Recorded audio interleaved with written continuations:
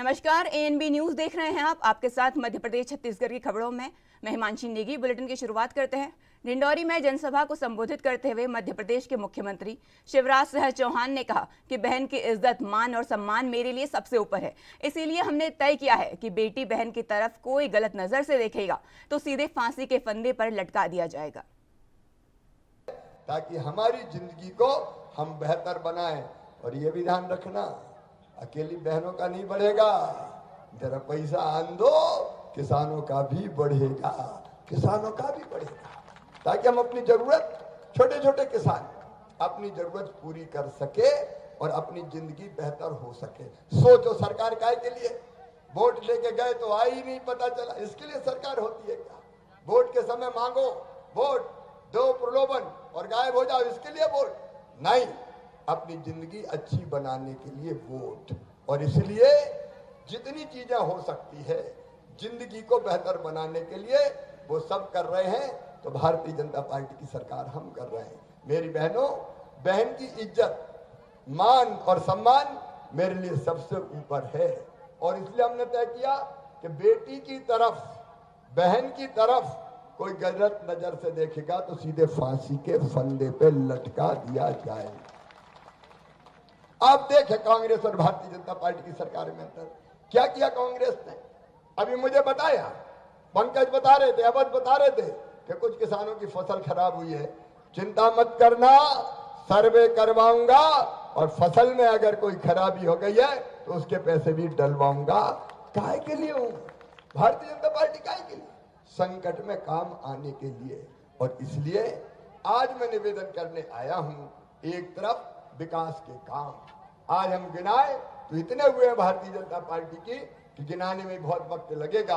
और आज मेरी अभी और सभाएं हैं और आज करवा चौथ भी है, तो शाम तक पहुंचना पड़ेगा। इसलिए मैं बहुत विस्तार में नहीं जा रहा। मैं आप सबसे यही निवेदन करने आया हूं, मेरी बहनों, जरा दिल से बताना, आत्मा से बताना, जो अपने लिए अच्छा काम कर रहा है उसका साथ देना चाहिए कि नहीं देना चाहिए? अरे देना चाहिए कि नहीं? और इसलिए ये कांग्रेसी आएंगे, भ्रम फैलाएंगे, इधर उधर की बातें करेंगे, इनकी बातों में मत आना। कांग्रेस आ गई तो ना तो लाडली रहेगी ना बहना रहेगी। सबसे पहले योजना बंद करेंगे, ये सबसे पहले योजना बंद करेंगे। इसलिए इनके झांसे में नहीं आना है। मामा के साथ रहना है, मोदी जी के साथ रहना है और पंकज टेकाम को भारतीय जनता पार्टी के उम्मीदवार के रूप में जिताना है। ये पंकज आपकी, हमारे प्रतिनिधि के रूप में दिन और रात सेवा करेगा, कोई कसर नहीं छोड़ेगा, कोई कसर नहीं छोड़ेगा, दिन और रात। मध्य प्रदेश स्थापना दिवस पर मुख्यमंत्री शिवराज सिंह चौहान ने कहा कि हर साल हम मध्य प्रदेश स्थापना दिवस बड़े उत्साह के साथ मनाते हैं। हमने इस विरासत की शुरुआत की है, लेकिन इस बार आदर्श आचार संहिता के कारण हम इसे आधिकारिक तौर पर नहीं मना सकेंगे। लेकिन 3 दिसंबर के बाद जब बीजेपी दोबारा सरकार बनाएगी तो हम तिथि तय कर स्थापना दिवस मनाएंगे। आज मध्य प्रदेश स्थापना दिवस के अवसर पर सभी प्रदेशवासियों को बहुत बहुत बधाइयाँ, शुभकामनाएं।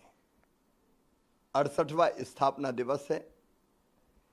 इन 68 वर्षों में मध्य प्रदेश ने प्रगति और विकास की एक लंबी मंजिल तय की है। मुझे याद है 2003 में जब मध्य प्रदेश भारतीय जनता पार्टी की सरकार ने संभाला था, तब मध्य प्रदेश में प्रति व्यक्ति आय केवल 11,000 रुपया हुआ करती थी। आज बढ़कर 1,40,000 रुपया हो गई है। मध्य प्रदेश का बजट कुल 23,000 करोड़ रुपए का हुआ करता था। आज हम उसको बढ़ा के 3,14,000 करोड़ रुपया तक ले गए हैं। मध्य प्रदेश की जीएसडीपी का साइज कुल 71,000 करोड़ था, अब वो लगभग 15 लाख करोड़ के आसपास पहुंच रही है। मध्य प्रदेश की कृषि विकास दर केवल 2-3% हुआ करती थी, लेकिन कई वर्षों तक मध्य प्रदेश ने 18% से ज़्यादा कृषि विकास दर हासिल करने में सफलता प्राप्त की है। मध्य प्रदेश की विकास दर भी इस समय देश के अग्रणी राज्यों में है। 16% से ज़्यादा, पिछले साल 19% थी। मध्य प्रदेश में 2003-04 तक कभी टूटी फूटी सड़कें 60,000 किलोमीटर हुआ करती थी। आज शानदार हाईवेज का जाल बिछा है। 5 लाख किलोमीटर शानदार सड़कें हमने बनाई है। मध्य प्रदेश में सिंचाई केवल 7.5 लाख हेक्टेयर में हुआ करती थी। आज 47 लाख हेक्टेयर में हम सिंचाई कर रहे हैं और इसको बढ़ा के 65 लाख हेक्टेयर करने पर लगातार काम चल रहा है और कैन बेतवा के बाद ये बढ़ के 75 लाख हेक्टेयर के आसपास हो जाएगा। प्रत्येक वर्ष हम बहुत आनंद और उत्साह के साथ मध्य प्रदेश दिवस मनाते हैं। ये परंपरा भी हमने प्रारंभ की, लेकिन आज आचार संहिता के कारण हम मध्य प्रदेश स्थापना दिवस का शासकीय तौर पर आयोजन नहीं कर पा रहे हैं। लेकिन 3 तारीख के चुनाव परिणाम आने के बाद फिर भारतीय जनता पार्टी की सरकार बनेगी और फिर तिथि निश्चित करके हम धूमधाम से मध्य प्रदेश दिवस को मनाएंगे और समृद्ध और विकसित मध्य प्रदेश के आगे का रोड मैप भी तय करेंगे और उस रोड मैप पे चलने का संकल्प। छत्तीसगढ़ के सुकमा से कांग्रेस के राष्ट्रीय अध्यक्ष मल्लिकार्जुन खड़गे ने जनसभा को संबोधित किया। उन्होंने कहा कि प्रधानमंत्री नरेंद्र मोदी नहीं चाहते कि गरीबों को कोई ताकत मिले। वह कहते रहते हैं कि वह एक गरीब आदमी है और लोग यह सहन नहीं कर सकते कि वह एक प्रधानमंत्री हैं। वह ऐसे बयान देते रहते हैं। क्या भूपेश बघेल ने कभी कहा है कि वे पिछड़ा वर्ग से हैं? क्या उन्होंने कहा है कि बीजेपी उन्हें सहन नहीं कर सही? भूपेश ने कभी ऐसा नहीं कहा।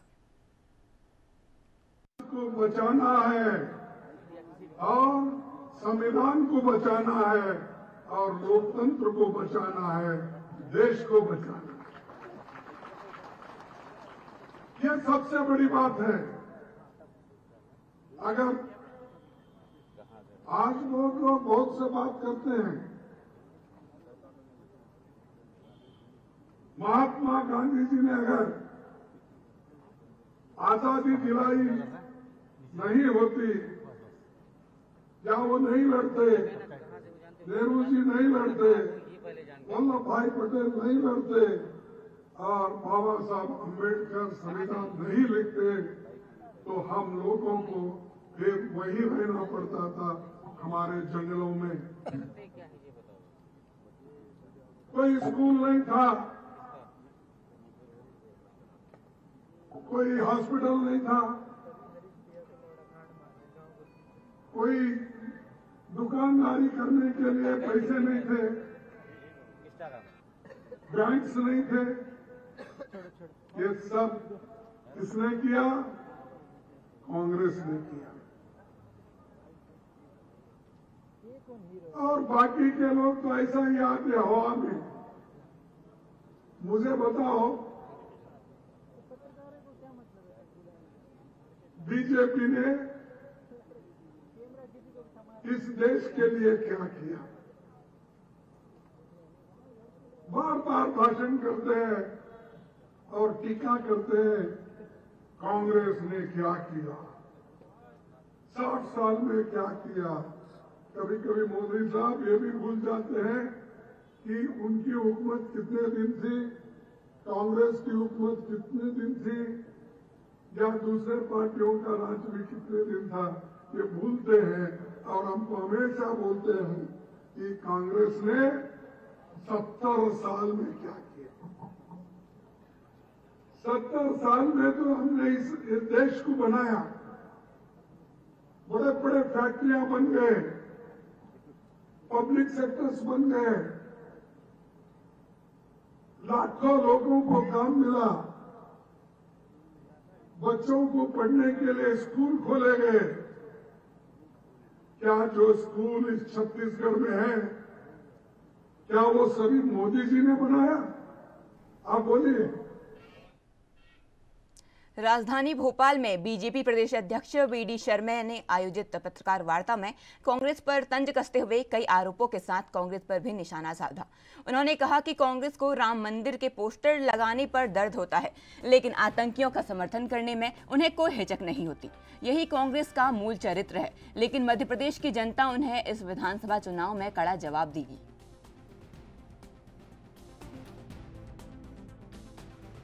स्वागत करता हूं और सबसे पहले आज 1 नवंबर मध्य प्रदेश का स्थापना दिवस है। हम 68 वर्ष के हो गए हैं,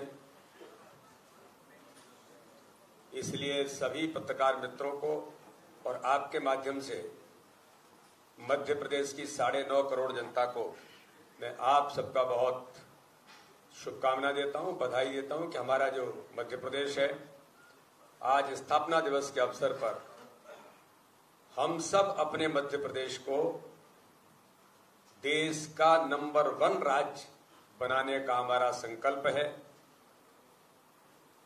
इस दिशा में लगातार काम जो मध्य प्रदेश के अंदर चल रहा है और अपने इस मध्य प्रदेश को 1 नंबर बनाने के लिए माननीय प्रधानमंत्री नरेंद्र मोदी जी के मन में जो मध्य प्रदेश है, भारतीय जनता पार्टी के नेतृत्व के मन में जो मध्य प्रदेश है, वो लगातार इस दिशा में अपने मध्य प्रदेश को सशक्त, सक्षम और स्वर्णिम मध्य प्रदेश बनाने में भारतीय जनता पार्टी की सरकार मध्य प्रदेश के अंदर हमारे मुख्यमंत्री शिवराज सिंह चौहान के नेतृत्व में और माननीय प्रधानमंत्री मोदी जी के आशीर्वाद से मध्य प्रदेश के उन लाखों लाख लोगों के अथक मेहनत परिश्रम से वो हर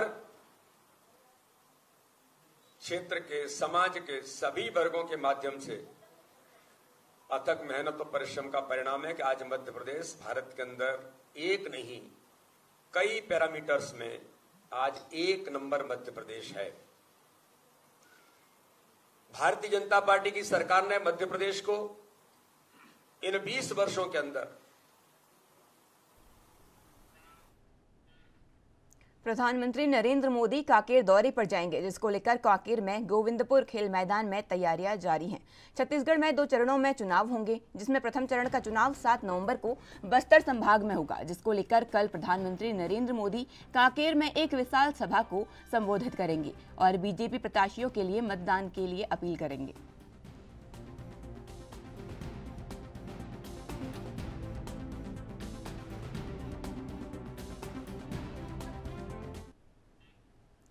मध्य प्रदेश में विधानसभा चुनाव का दौर जारी है। ऐसे में सभी पार्टियां नामांकन में एक दूसरे की गलतियां निकालने में लगी हुई हैं। कांग्रेस द्वारा इंदौर 1 विधानसभा सीट से बीजेपी के हाई प्रोफाइल प्रत्याशी कैलाश विजयवर्गीय की चुनाव आयोग से शिकायत की गई है। कांग्रेस ने नामांकन में आपराधिक केस छुपाने का आरोप लगाया है। कांग्रेस का कहना है कि निर्वाचन आयोग की गाइडलाइंस में साफ लिखा है कि जो प्रत्याशी अपने आपराधिक रिकॉर्ड को छुपाता है, उसका नामांकन रद्द किया जाता है।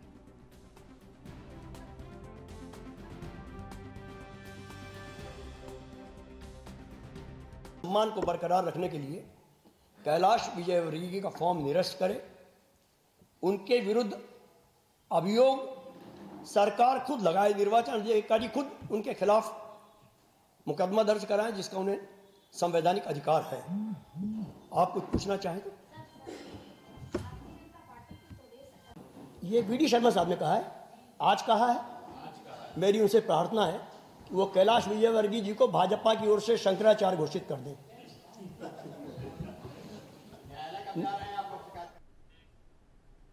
मध्य प्रदेश में विधानसभा चुनाव की तैयारियां जोरों पर है। ऐसे में पक्ष और विपक्ष दोनों ही अपने अपनी आम सभा में लगे हुए हैं। इसी बीच आज एमपी के पूर्व सीएम कमलनाथ करेली पहुंचे, जहां उन्होंने जनसभा को संबोधित किया। इस दौरान कमलनाथ ने शिवराज सरकार पर जमकर निशाना साधा। उन्होंने कहा कि प्रदेश की तस्वीर आपके सामने है, कैसे प्रदेश को चौपट किया है। चौपट कृषि, चौपट शिक्षा, चौपट स्वास्थ्य, चौपट उद्योग, चौपट अर्थव्यवस्था, चौपट कानून व्यवस्था, चौपट पंचायत व्यवस्था, चौपट राशन व्यवस्था, कहां तक मैं बोलूं। यह चौपट प्रदेश आज आपके सामने है।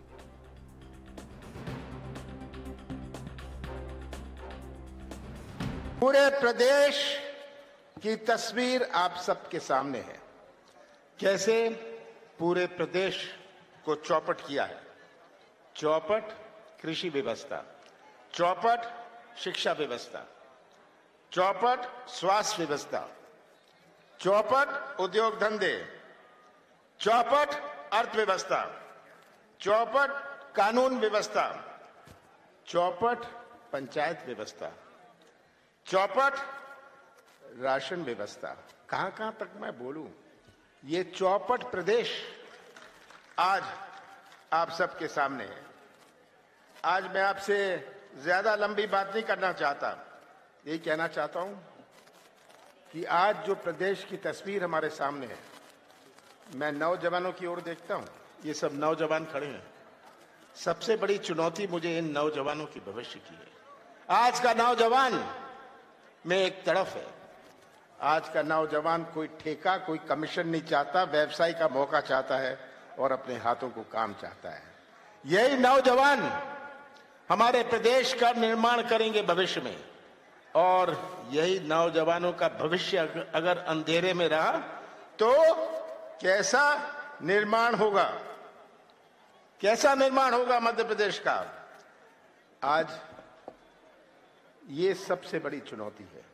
हमारे कृषि क्षेत्र की चुनौती है, बहुत सारी चुनौतियां हैं। 1 करोड़ नौजवान मध्य प्रदेश में बेरोजगार हैं, 1 करोड़। और शिवराज सिंह जी हर 11 महीने घोषणा करते हैं कि मैं 1 लाख लोगों को रोजगार दूंगा, करते हैं ना। मैं तो शिवराज सिंह जी को कहता हूं, शिवराज सिंह जी ये झूठ बोलना बंद करिए, जो रिक्त पद हैं उनको ही आप भर दीजिए, ये 1 लाख की बात बाद में करेंगे।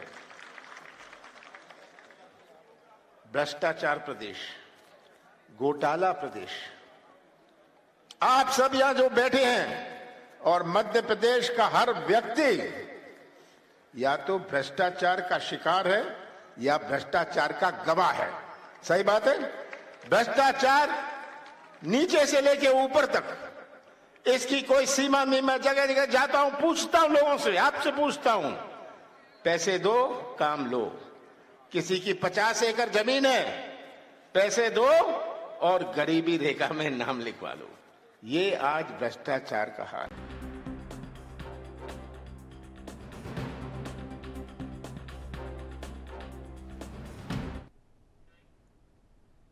खबर छत्तीसगढ़ के एमसीबी से है। यहां मध्य प्रदेश और छत्तीसगढ़ को जोड़ने वाला डोला और घटटिरोला सीमा के बीच उस वक्त अफरा तफरी का माहौल हो गया जब सुरक्षा बलों के शहडोल में मनेंद्रगढ़ की ओर जा रही बस ने अचानक जांच के दौरान एक लाल रंग के बैग में लगभग 10 किलो विस्फोट बरामद किया गया। जांच में जुटे सुरक्षा बलों ने तत्काल बस को जब्त कर खड़ा कराया। टीम ने जांच शुरू कर दी है।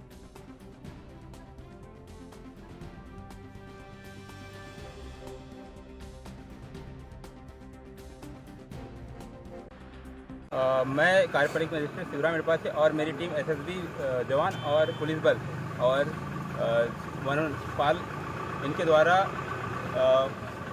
नफीस बस जो शहडोल से मनेंद्रगढ़ जा रही थी, बस क्रमांक MP 18P0425, इसकी चेकिंग के दौरान हमें 10 किलो विस्फोटक सामग्री संदिग्ध बैग से प्राप्त हुई है और इसमें करीब 36 मुसाफिर बैठे हुए थे, जो उचित कार्रवाई के पश्चात उन्हें रिलीज किया जा रहा है और कंडक्टर और बाकी जो स्टाफ है उनसे सारी पूछताछ की जा रही है। अभी संदिग्ध स्थिति में है, अभी माल किसका ये जानकारी नहीं है। ये संभवतः हो सकता है कि चुनावी प्रोसेस के लिए MP से छत्तीसगढ़ जा रहा होगा, जो चेकिंग के दौरान पकड़ा गया है। बस पे कानूनी कार्रवाई जो प्रशासन चाहेगा वो होगी। बस के मालिक का पता अभी नहीं चला है। बैग का मालिक अभी संदिग्ध स्थिति में, अभी जानकारी नहीं है उसकी। कंडक्टर भी नहीं बता पा रहे हैं कौन बैठा था। अभी जो वीडियोग्राफी होगी पुलिस टीम करेगी, उसके पश्चात अपर अधिकारी जांच करेंगे, तब जानकारी देंगे।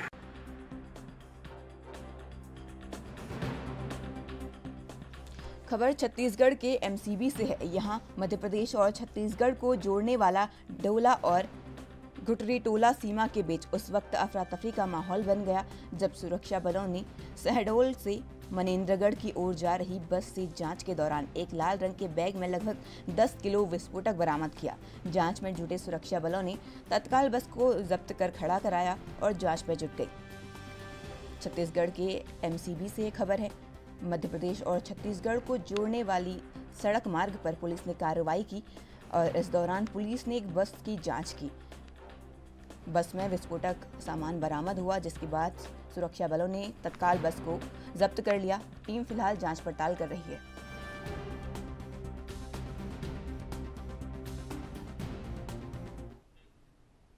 खबर छत्तीसगढ़ के बिलासपुर से है। यहां पुलिस महानिरीक्षक द्वारा आपराधिक प्रकरणों में हुए दोषमुक्त प्रकरणों की समीक्षा बैठक की गई। इस बैठक में कुल 11,028 प्रकरणों की समीक्षा हुई। साथ ही चिन्हित अपराधियों और अपराधों की जांच में अभियोजन अधिकारियों का सहयोग लेकर सजा का प्रतिशत बढ़ाने के निर्देश दिए गए।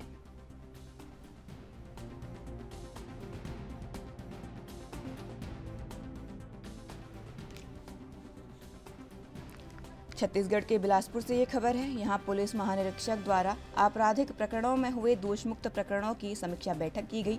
इस बैठक में कुल 11,028 प्रकरणों की समीक्षा की गई। साथ ही चिन्हित अपराधियों के जांच में अभियोजन अधिकारियों का सहयोग लेकर सजा का प्रतिशत बढ़ाने के निर्देश दिए गए। छत्तीसगढ़ के बिलासपुर से ये खबर आपके टीवी स्क्रीन पर। पुलिस महानिर्देशक द्वारा आपराधिक प्रकरणों में हुए दोषमुक्त प्रकरणों की समीक्षा बैठक की गई। इस बैठक में 11,028 प्रकरणों की समीक्षा की गई। साथ ही चिन्हित अपराधियों की जांच में अभियोजन अधिकारियों का सहयोग लेकर सजा का प्रतिशत बढ़ाने के इस दौरान निर्देश दिए गए। छत्तीसगढ़ के बिलासपुर से आपको खबर बता रहे हैं। पुलिस महानिरीक्षक की अध्यक्षता में बैठक का आयोजन हुआ। बैठक में 11,028 प्रकरणों की समीक्षा की गई।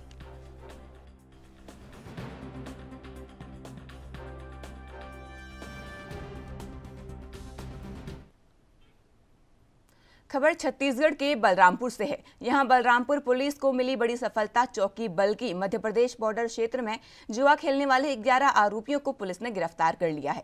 आरोपियों के पास से 90,000 रुपए सहित 12 मोबाइल, 2 गाड़ियां और 7 बाइक बरामद हुई हैं।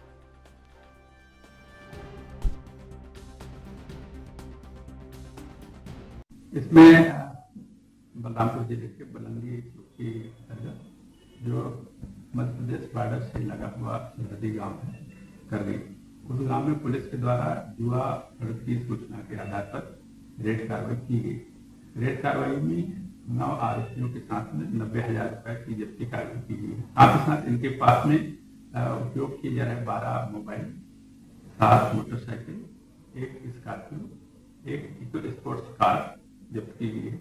इन सबकी कीमत लगभग 19,50,000 रुपए है। इस प्रकार की लगातार की कार्रवाई जारी रहेगी। गिरफ्तार आरोपियों को जुआ एक्ट के साथ में कार्रवाई किया गया है। उनको पृथक से 151 के साथ कार्रवाई की जाएगी। गरियाबंद में जिला निर्वाचन कार्यालय से मिली जानकारी के अनुसार 3 ऐसे क्षेत्र हैं जहां पर मतदान केंद्र बदले गए हैं। वहीं 7 ऐसे मतदान केंद्र रहे हैं जिनका सिर्फ नाम बदला गया है, जो पूर्व की भांति ही रहेंगे, किंतु स्कूल का नाम परिवर्तित होने के कारण उसे परिवर्तित कर दिया गया है। इस अवसर पर सहायक निर्वाचन अधिकारी ने बताया कि राजिम और बिंद्रानगर में 12-12 मतदान केंद्र विशेष रूप से ऐसे बनाए जा रहे हैं जिनमें 10-10 मतदान केंद्रों में महिलाएं अधिकारी कर्मचारी ही वोटिंग कराएंगी और बाकी बचे 2-2 मतदान केंद्रों में आदर्श मतदान के रूप में गठन किया जाएगा। इसी तरह बिंद्रानगरगढ़ क्षेत्र में 9 मतदान केंद्र जो संवेदनशील हैं, उनमें 7 बजे से 3 बजे तक मतदान होगा। ये संवेदनशील और दुर्गम क्षेत्र होने के कारण समय को परिवर्तित किया गया है। बाकी अन्य मतदान केंद्रों में यथा समय मतदान होंगे।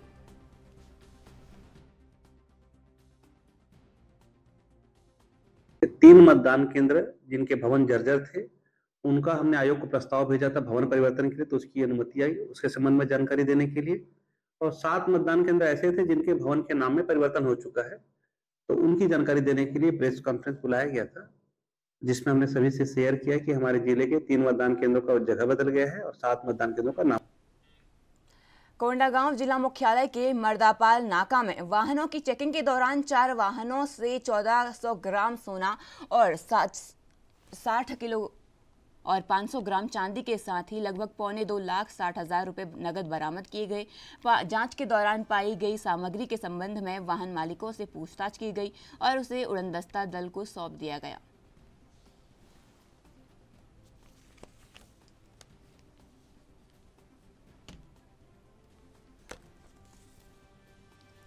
कोंडागांव से एक खबर है। यहाँ जिला मुख्यालय के मर्दापाल नाक में वाहनों की चेकिंग के दौरान 4 वाहनों से 1400 ग्राम सोना बरामद हुआ है। साथ ही 60 किलो 500 ग्राम चांदी भी बरामद की गई है। पुलिस ने 2,60,000 नगद बरामद किए हैं। जांच के दौरान पाई गई सामग्री के संबंध में वाहन मालिकों से पूछताछ की गई है।